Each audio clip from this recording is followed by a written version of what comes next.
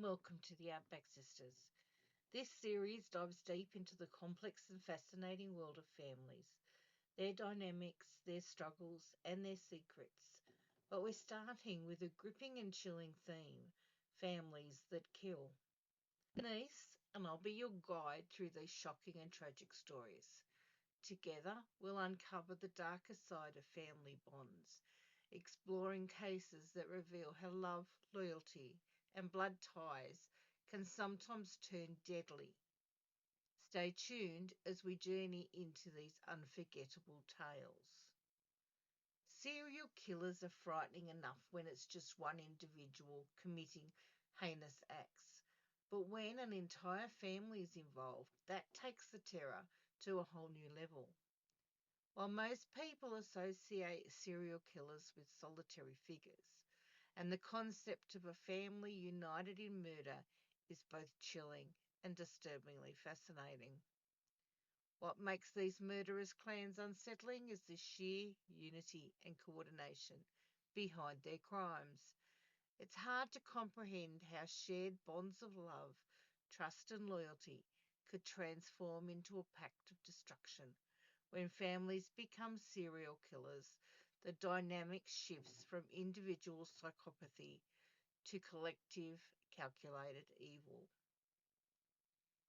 These killer families are more than just a nightmare. They embody the ultimate betrayal of what family should represent. They are ruthless and unrepentant. They often fly under the radar, appearing like any other family you might see in your neighbourhood. But beneath their facade lies a dark truth, making them the last people you'd ever want to live next door. So today I'm going to look at four sisters, and they're from Mexico, and my Mexican accent is probably terrible, so I'm going to try hard to correctly pronounce what these words are. But here we go. Today we will look at four sisters. Collectively, they're known as La Pianchis. They were from Guanajuato, which is in the center of Mexico. Between 1950 and 1964, they operated Rancho El Angel, a large-scale prostitution ring and the site of at least 91 murders, though it's believed that the sisters may have killed over 100 or even 200 people. Guinness World Record recognizes them as the most prolific murder partnership. The González sisters are Maria Delfina, Maria del Carmen, Maria Luisa, and Maria Jesus, who were born in El Salto in Mexico to Isidoro Torres, a police officer, and his wife Bernardina Valenzuela.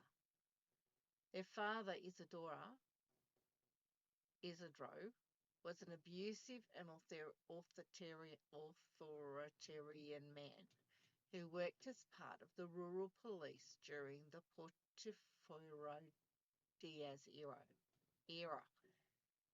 He forbade his girls from wearing makeup or interacting with boys, and if they broke his rules, he would lock them up in a cell at the police station. He frequently abused his power, using his position to intimidate and control others. One particular incident occurred when he shot and killed a man during an argument. This demonstrated his willingness to resort to lethal violence to assert his authority.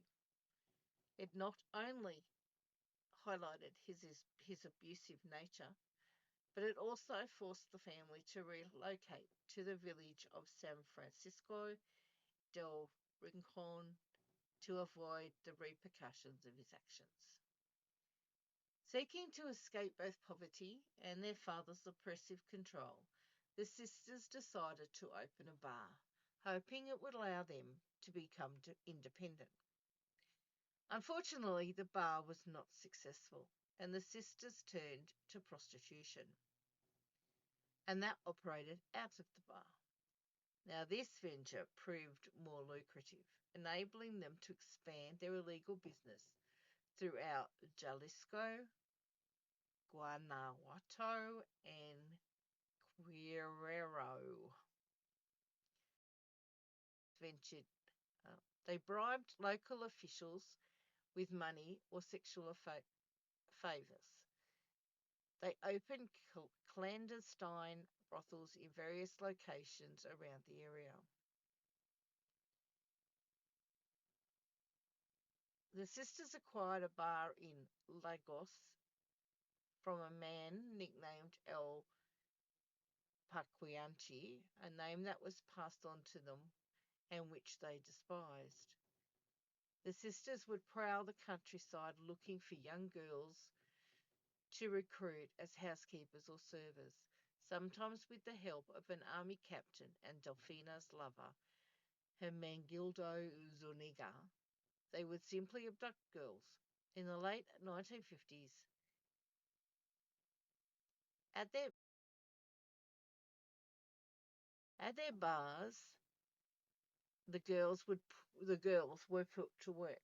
The prettiest virgins were saved for wealthy patrons, while others were raped, intimidated, and showered with ice water as initiation. The girls had to buy their clothes and makeup from the sisters and were never allowed to go outside. They were controlled by the sisters. And Zuniga, known as the Black Eagle, Delfina's son, Roman Torres, also served as muscle. When a girl got pregnant, she was beaten and forced to abort, with the fetus dumped or buried in the sister's main ranch. Sick girls were locked in a room and starved to death or beaten to death by other girls.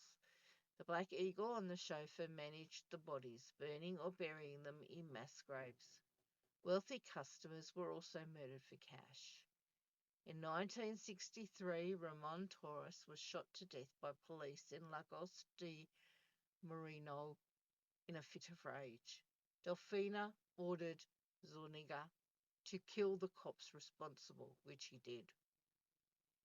The police eventually picked up a woman named Josefina Gutierrez, a procuress, on suspicion of kidnapping young girls in the city area. During questioning, she implicated the sisters.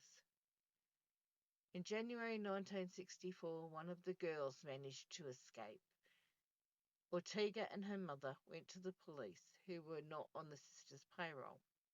And on January 14, 1964, the police raided Loma del Angel, finding emaciated women locked in a room and decomposed bodies buried in the property. The sisters were taken to jail under heavy military guard. Maria Luisa later turned herself in, fearing lynching. The trial was chaotic, with dozens of ex-prostitutes accusing the sisters of rape, murder, and extortion. They were sentenced to 40 years in prison. Carmen died of cancer. Delfina went crazy in jail, but was accidentally killed in 1968 when a construction worker, trying to catch a glimpse of the serial murderer, accidentally dumped cement on her head.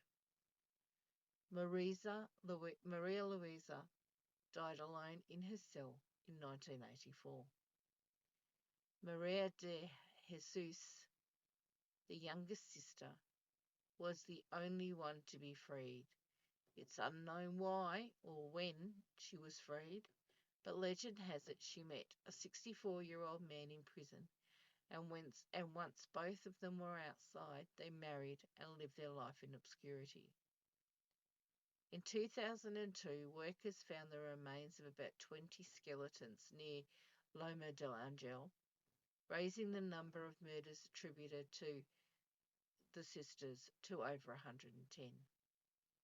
The sisters and their crimes were dramatised in several movies. The 1976 that bore their name, La Poquianchis, and a novel, La Moretas, written in 1977. Thank you very much for listening today. I hope you enjoyed. It wasn't very long, but very interesting anyway. Thank you. Bye bye.